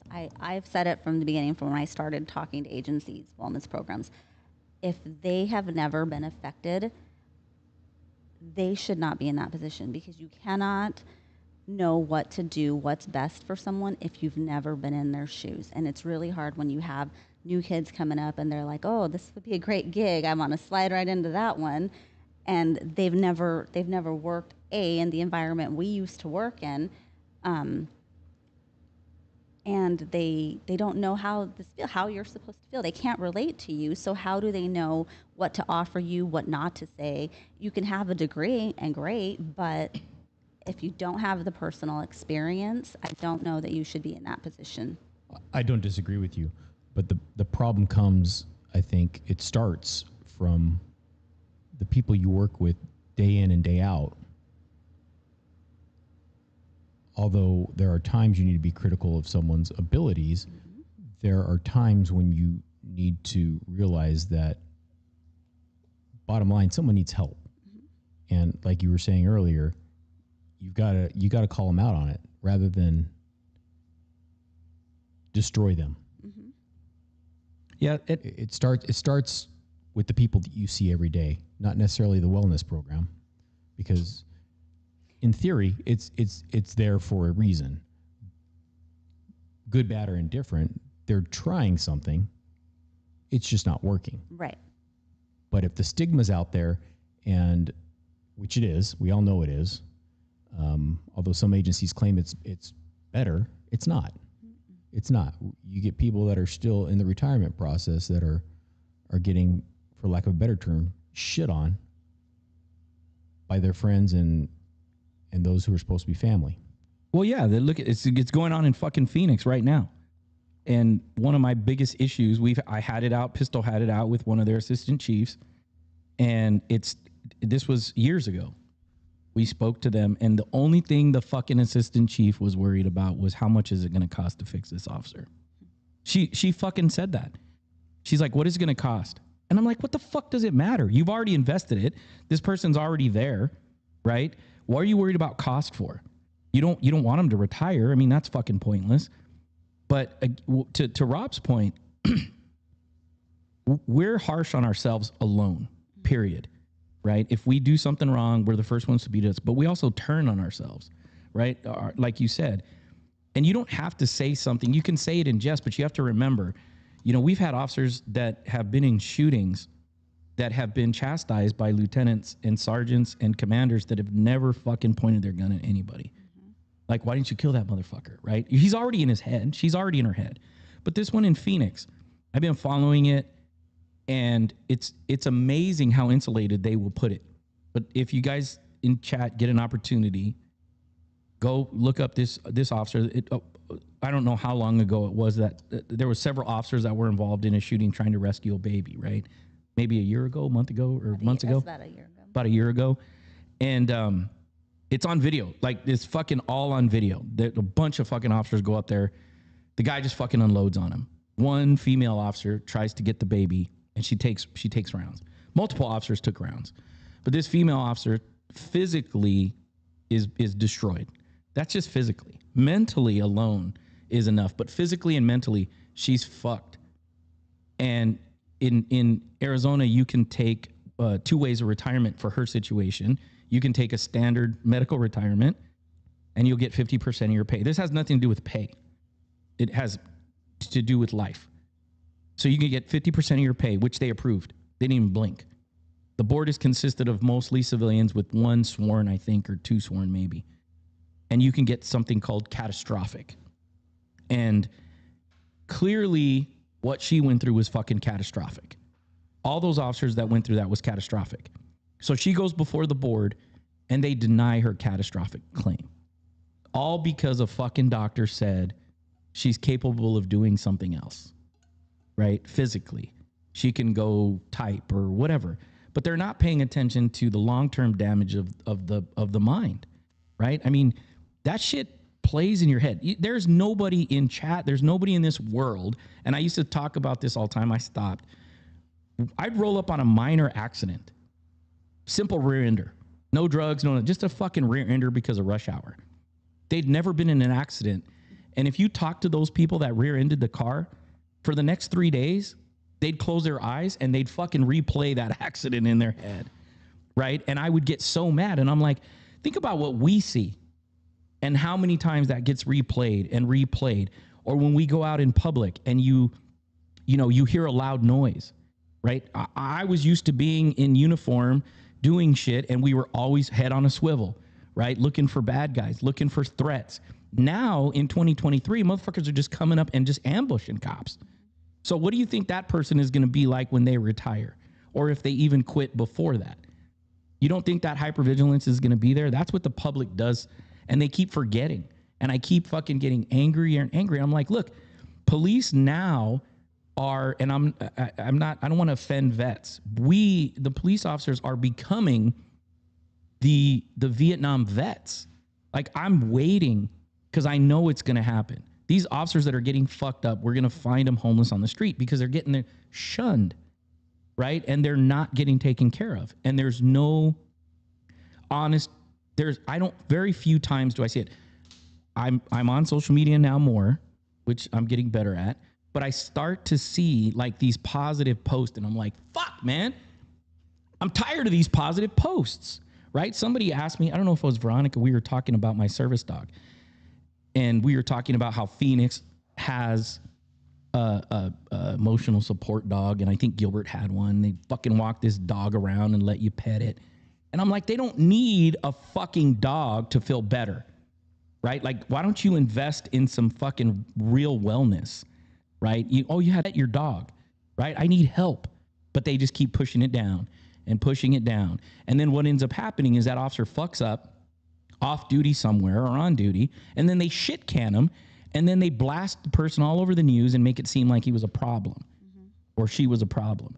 And that, I think, between that female officer in Phoenix and then this female officer in Austin, and then these officers in LA, I'm like, why is no one talking about this shit?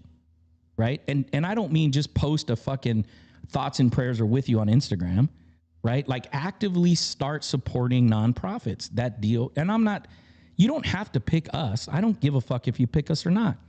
But when you start donating to these organizations, do your research. Don't just fucking send them money. Find out, are they helping retired cops or are they only helping cops that got shot, right? And I know I might get blasted. I'm not taking away from that.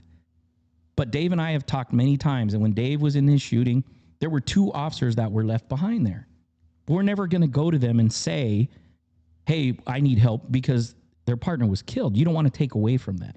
So what do? We fucking sit in our rooms, we drink, because we don't want to voice our opinion and say, I'm hurting because I watched my partner get shot, right? Whether they died or not, but you don't want to say it. Why? Because you don't want to take away from the death, right? So you're going to struggle. And then eventually what happens is what we see. Officers fucking put that gun in their mouth. And then everyone says, wow, that's weird. They were so happy. What? I'm like, you weren't paying attention. It takes 30 seconds for you to. Veronica does it to me all the time. Rob's done it. I have a lot of friends that'll call and be like, hey, you haven't sent me a fucked up meme in a while. And they know, okay, something's not right. I had a bad fucking day. I'm hiding. So, going out and getting out. But before I forget, the person also put in here, my wife hates my driving, but I always tell her, but did you die? So, but anyways, yeah, enough with that soapbox. But you guys just think about that. Hold on. I think Remo put something here. Good point about the colleague. Fuck. Good point about, what does it say, Larry? Good point about the colleagues. I tend to think it's because they might be scared because they have issues as well. I don't disagree with you, Remo. That's I 100%. agree. That's 100% true. But by the same token, it doesn't make it easier. And I know you know that. We all know that, right? If we've ever dealt with or suffered with what we have, we realize that. And I think that's part of the reason why a lot of times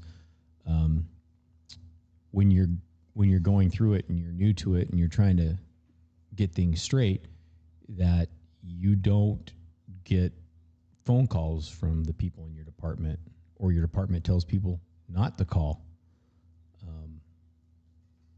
And that doesn't help, right? Because they've basically taken your support system of the people you knew, right? As much as you want to preach in the academy that you have to have an outside life and this, that, and the other, you have to have friends outside the department. The problem with that is people outside this line of work, you tend not to relate with anymore, mostly because they're living in a bubble. And for those of us that have lived outside that bubble, we have that in common. And that's how you develop friendships, right? It's based off of what you have in common, not based off of your differences usually. Yeah. Sniper Assassin put on there, or when I got my tooth removed and someone said, but did you die? That's our thing. Like we get shot at. You're like, I got shot at last week, but did you die? You're alive, motherfucker, right? So stop bitching. But back to your point, Manny, you were talking about the chastising or that came from administrators who have never been put in the shooting. And I can't second that enough. Not that my critical incidents ever had me pulling a trigger, but I know several people that have, and that's the thing, is they're being judged, if you will, by people who have never been in those particular situations and don't have the same history as those officers. And everything affects everyone differently. And that's one thing, to be quite honest, I didn't have a realization until I got my diagnosis. Right. Well, I think, like I said, going back to that comment, the first thing we'll do is, first we'll run. It's like the first thing we do is like, no, not me, I'm out. But then when somebody asks for help, where do all of us go that are fucked up? I did it. When I was working, I never went to peer support. I never had a desire to go to peer support. I wanted to be in the mix. I wanted to get into shit. As soon as I got PTSD, I was like, man, there's no help out there. So I start helping people, and I caught myself many times when I shouldn't have been helping people because I hadn't helped myself yet. I was helping people. They got help, but I didn't, right? So going into a position where you're going to help people, they're going to trust you because they think you're better, right? Well, Veronica's better, so I can confide in Veronica. But if Veronica relapses, then they think, oh shit, now I can relapse, right? And we will. Yeah, We all but will. that's how we judge when we're talking to people. When I meet people and I vet people, I tell them, I'm like, look, don't look at us as the end all be all. We might be better, but you're talking about years of being fucked up. I mean, I'm 10 years, almost 10 years out of my critical insight. How far are you? 7 or 8, actually. 13, but only gotten help since Right. 2019. So, I mean, we're far out. I mean, this is a lot of years out and we're still fucked up, right? And we still try to do the right thing and we still fall off the horse and we still fuck up somewhere. We still piss off our family. We just try to learn from that and then minimize the collateral damage that we have, right? We don't blow that bridge up right away. And when guys and gals come in and we try to explain to them, we're like, look, try something different. Get the fuck out of PD, right? Go woodwork, right? Or do anything. I mean, they make fun of me because I try everything. I mean, I don't give a fuck. I used to say, no, I'm not going to try anything. My doctor used to say, you know what you need to do? You got to have a hobby. No, I don't want a hobby. And then I figured out that, you know what, I can be a fucking 50-year-old teenager, right? If I want to try skateboarding and bust my ass, it's better than yelling at my fucking family, right? Or Rob and I talked about flying RC airplanes, right? Or drones and shit. If it's going to help your mental health, try it. Don't fucking wait. Because if you wait, you're going to get in this slump of shit and it's not going to be nice. You're not going to be able to go to the stores like I have to listen what Rob was talking about. When my wife tells me I can go to the store by myself, that's my cue to stay home and do something else. Jump on a game, go spray paint something, whatever, paint something. I don't give a fuck. You're like the poster child of finding hobbies. Yeah. I wasn't always that way. My whole life revolved around PD. That's the downfall, right? And that'll be another topic for another day. But I don't, even with Tanya, right? She's doing her thing, but she's happier than hell. And I'm like, fuck, I can't build shit. Like, I'm not built that way. I don't see shit that way. So I had to find things to do. And the more I find, the more I can associate with people, things like that. And it helps. But when you're out in public, especially the officers and corrections officers, first responders that had been in the most critical situations, multiple critical incidents or catastrophic incidents, people have to have some forbearance there for them when we don't show up to your party, right? When I wouldn't show up to people's parties when I first got diagnosed, they took offense to it. Part of it was my fault for not explaining why I wasn't showing up. But I'd be like, why do I need to fucking tell you? You should know. They're not going to know, man. Their lives are continuing just like everyone else's. And once I told people, going back to Veronica's statement, once I told people I struggle with being around other people, you know how many fucking people came out and said, oh, I struggle too. I don't like to be in crowds. And I'm like, well, why the fuck are you inviting me to a crowd then? Right? Yeah, my retirement party, some of the people that I was closest to, I thought would show up and didn't. And it didn't dawn on me until later that it was likely because they didn't want to face the facts that, what we talked about earlier is that they're in the same position. That's what we talked about that in one of our little therapy sessions at work. Yeah. Yeah. And, to Manny's point, as much as I disagree with the thin blue line theory that he has, I second there, Rob's. there is a reason that they assign us a badge number when we go there, because that's really all we are, is a number. And as soon as your number is gone, there's one more that they can add. Yep. It'll take your place. You're It's on the just- other side of it's that just- line. It's just a warm body Yeah. to fill your chair, your car, whatever. And that's the good part about, And that's why they're hiring terrible officers now. but that's the good part of the disagreement. And Sorry, my wife told me that about people not showing up to my party. Apparently she's now watching. well, but going back to, the disagreements, they're not personal. 3 days ago, a Denver police officer, I think it was a Denver police officer, just got a big award because she crossed that line and went to work with felons while she's working. And she got a big award because she was like, I'm going to help these people. They need help too. Right. And that's the good part about when you are with us. That's the part where we can disagree and there's no hard feelings. Right. That's how we get better. There's no division between us saying, well, you like this, I don't like that. There's nobody of all the shit that I went through in my career, kicking doors, and Rob worked very closely with me at the time. I don't think that there's anything that would dissolve a friendship. What are you laughing at? What'd she say? My wife said, thank you. Listen to your wife. Sorry. Yeah, absolutely listen to your spouse. That we're going to do spouses podcast when we get everybody together. Hold on. Nerdy Sanchez says he wants to see me at a skate park. Just so you know, Nerdy, back in the day, I skated on Rodney Mullen. That's what I skated. So I know how to skate. I'll do it for views on the gaming if you want. Dave said his mantra is, I'll do better tomorrow. Well, go back to what you were saying, Manny.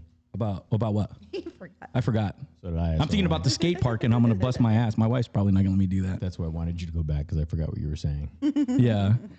I think you're talking about just disagreements. Like I've learned over time with disagreements, especially with people that care and pay attention, a lot of times the disagreement just comes out of just a disagreement. It's not personal, right? And for a long time, I took a lot. This is what I learned, to your point, was like if an officer came up to me and said, go to this restaurant, it's good, and they give you 50% off, I went solely based on the fact that he was a fucking police officer. I didn't question it. And so much so that I would disregard my friends that weren't police officers.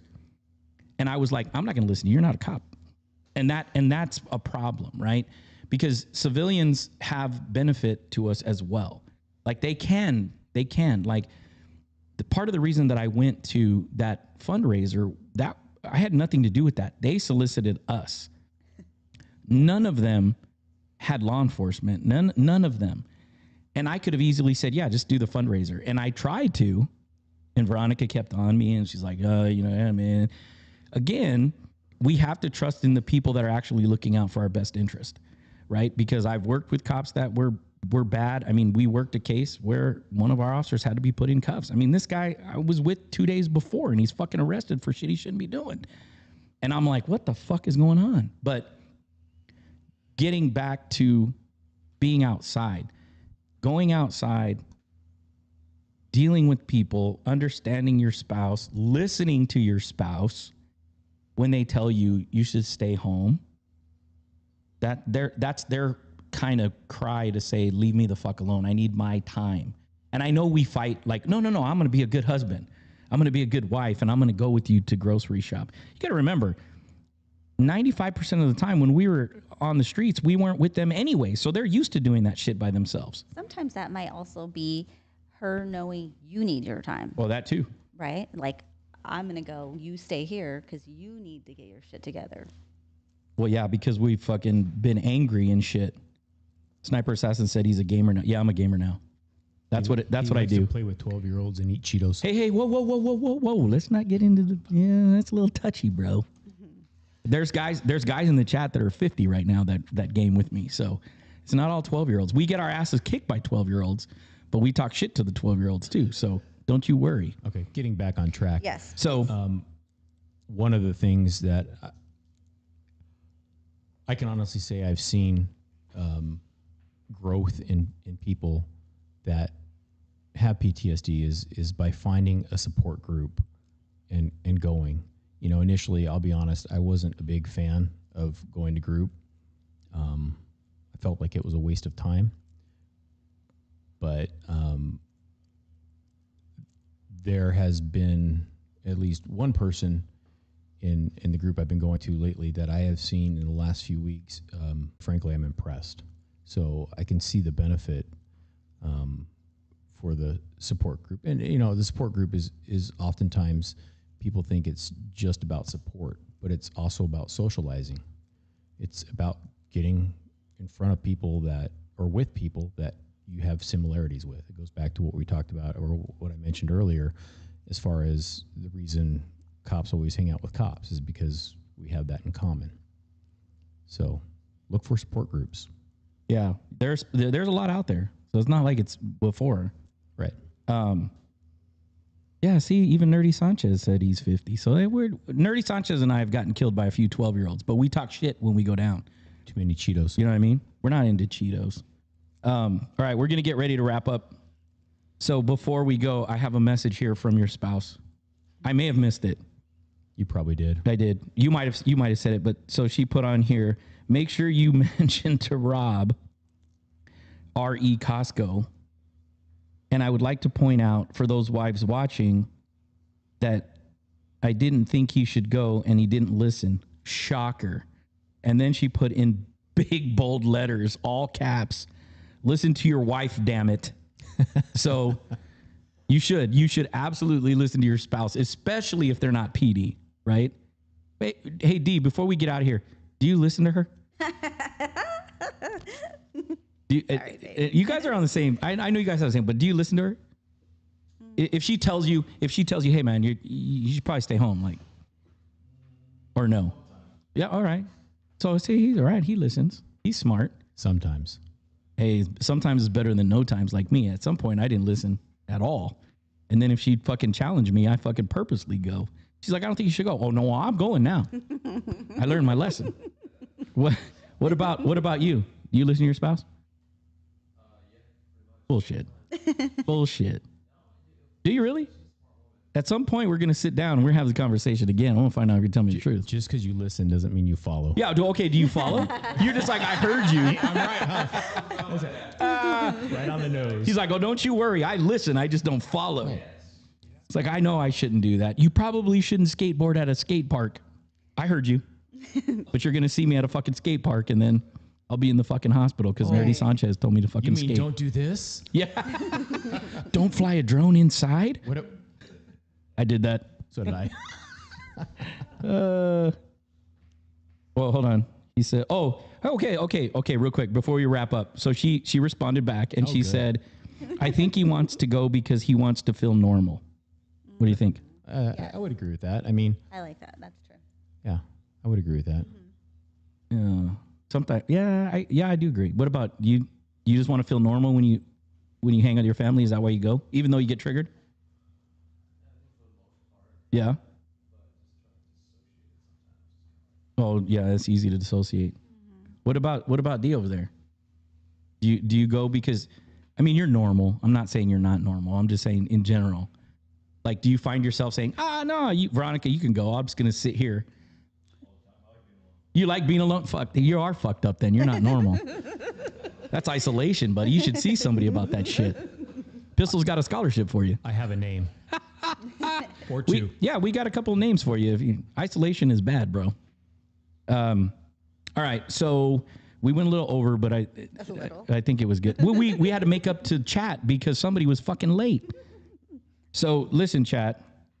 I appreciate everybody sticking around. We had double the views that we had last time, and people engaged. We're going to do it again next month. Are we doing Ugly Sweater? You don't want to do it? No, I thought you want to do? Yeah, I'm always down. So No, I'll do it. We're going to do Ugly Sweater. Will you show up on time? Yeah, you got to be on time. Listen, I had a grace period. Hold on. Yeah, we can do Ugly Sweater. We did that once before. That was a good one, too. I think I even bought another one for the following year's Ugly Sweater, and then we didn't do Yeah, I'm going to do Ugly Sweater. I got a place to buy it. Out of curiosity, how many are you going to buy for this one? 5. She flipped them off? No, she just said one. Oh, just one. All right.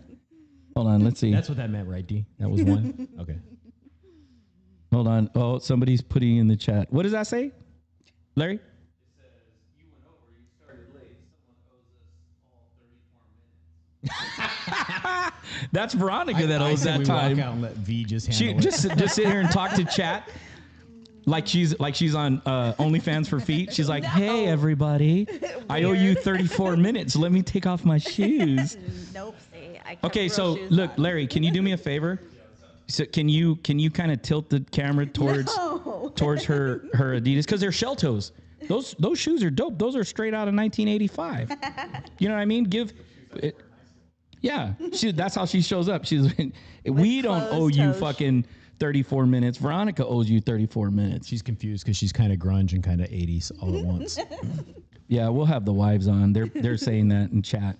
We'll definitely do it. We won't do it the holidays though because I didn't wear the boots though. I was gonna wear my Uggs because it's kind of cold, kind of not. dude, Uggs are out of style now, aren't you? No, Haven't you not heard? at all. Because they're ugly. Ugly. Because they're warm Yeah, and comfy. nah. I like warm and comfy. I saw some chick the other day with Uggs on, and the fucking fur around was brown. It was supposed to be white, yeah. but she had never cleaned them. That's It's pretty gross. fucking nasty. Yeah, that is gross. You know what I mean? Like that's some foul shit right That's there. gross. Yeah, it's like the Funkafritos or some shit. All right. Anyway, So the wives, yes. So let's see. Hold on.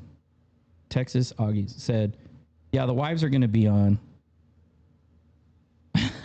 Jed said, "I vote for you to make your own ugly sweater contest." Oh, that's a good one. Motherfucker, you just heard me say I can't do shit. Like you gonna But try we to make also me a heard You sweater? can you spray say- paint one. you also said you're into a whole lot of activities and I am, but hobbies now. some about knitting. It sounds dangerous. I shouldn't be around sharp objects.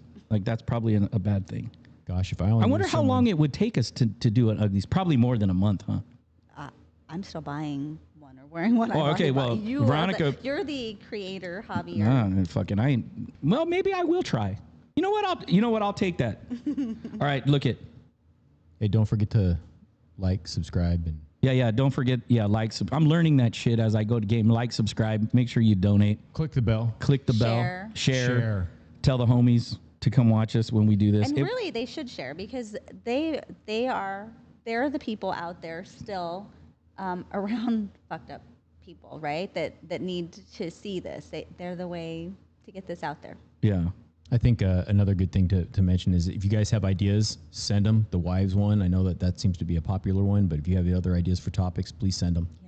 Yeah. Yeah, go leave comments in there, and nerdy wants you to know that it's 21-16 Texans.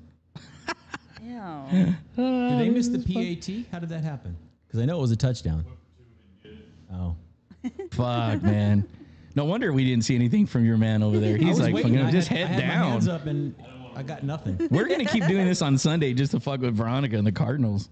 Okay. So before we go, you cannot wear this next Sunday when they play. I won't. No There's a worries. fucking bad juju. You can't fuck. You got to change your whole fucking I'm just gonna outfit. wear a whole other team. Yeah. Wear a Jake Plummer. Yeah, shirt. wear a Jake Plummer fucking shirt with I his don't face. have any anymore. You never know. Somebody may Check buy your you one story. of those. I had like all kinds of 16. If you would like to donate a number 16 Cardinal Yeah, anybody that's or watching, Denver Bronco jersey, please send Yeah. it to Pistol. please. And She's in size extra small, I think. it's extra small. not. That's Oh, false. that's false. It's fake news.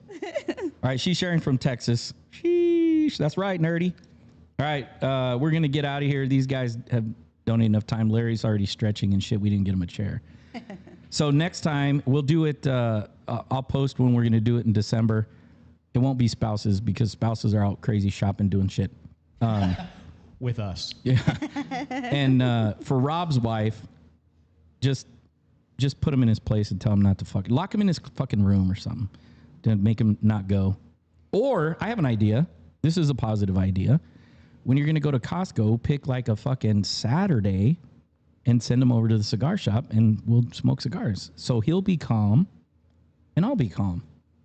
So, and one last thing to go Is ahead. this more about you and less I about think me? so. Yeah. No, it's about you, bro. I'm trying to calm you It down, seems man. like it's more about you. Dude, every time I you thought come he was here. gonna say pick like a Wednesday night or something where it's not so crowded. No, we During can't. the day when I'm at work. No, we can't do Wednesday because this motherfucker gets up early and shit. I don't. It's all about you because every time you come here, you don't pay for a cigar. Sometimes you not don't true. pay for many cigars. So That's not true. that is I true. usually bring my own. Well, that's rude. You don't do that, cigar lounges. I bought the box from here. I know. That's what I'm saying. But you also, when you come here, I hand you a stick. That's courtesy, right? You get a free one out. You got one today. I did. Thank See? you, Don's. Yeah. All right. So we're gonna get out. So next one, we're gonna do ugly sweater. Yeah. All right, Jed. Effective today and sometime during this week, I'm gonna go to Michael's and I'm gonna figure out how to make an ugly sweater for you. But All in right. order to do that, normally when we're gaming, you can sub. So You can like post throughout What? the next podcast. As I updates make it? As you're making, you can actually record yourself trying to make it. That'd be awesome. That's two tasks at one time. No, That's put your dangerous phone for me. there and hit record, and then get I got working. Larry. Larry He's can- gonna edit so that it looks cool. Exactly. So we'll do that. I'm gonna make it. God help me for this. And I don't. Maybe it would be a snowman, but it's gonna look like some kind of fellatio object or something. You know what I mean? You picking up what I'm putting down, Rob? Okay. I'm going to leave it down there. I'm not going anywhere near that. All right, Chad. I appreciate you guys being here, and just like always, I forgot to say it last time, but for you guys that are new to the channel, make sure you subscribe. Send this to your friends. We're going to do this once a month, and hopefully go down to twice a month, and then eventually go back to weekly, provided that Larry's available, because he's a busy man. He makes films, not adult films. But they are adult films, right? But it's just not that graphic adult. Okay. And Manny watches? Yeah. That's how you met. Larry. Nerdy Sanchez said live stream the making of the ugly sweater. See, that's what I said. Do I live stream it on Instagram? No, I think we can do a live stream, and maybe Larry can No, add in the clips of you doing it so it doesn't waste time. Yeah. I'll figure it out. Don't you just hit like stop every 30 seconds and then restart again like they do on, I see them do it all the time. Record the whole thing and then just send it to me, and then I'll just cut it up on the line. Yeah, you're going to add some shit. Don't get this motherfucker's number because you'll be doing stuff. Damn, I cussed again. We might get blocked. Anyways. All right, Nerdy, I'm going to do it. Jed, you made the offer, but I will do my own sweater on live stream, but there's got to be a donation of more than $5 to Pistol. How's that?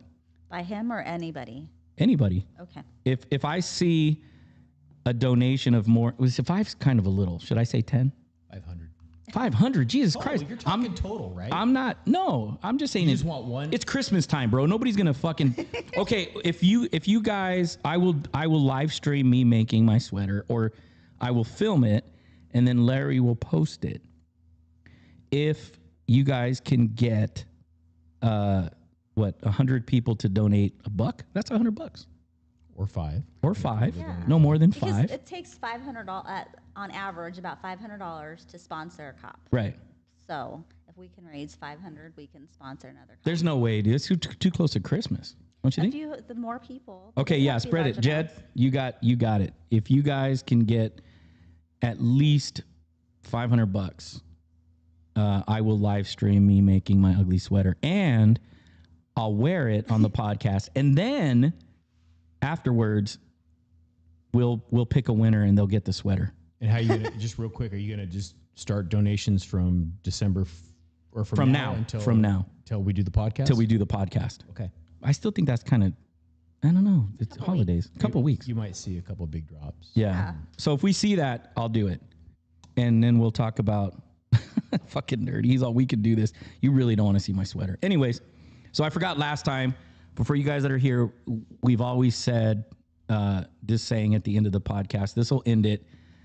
But we hold up our drinks. And for us that are crazy, that hang out with crazies, we say the same thing. We always say to us and those like us. So we'll see you guys again on the next one.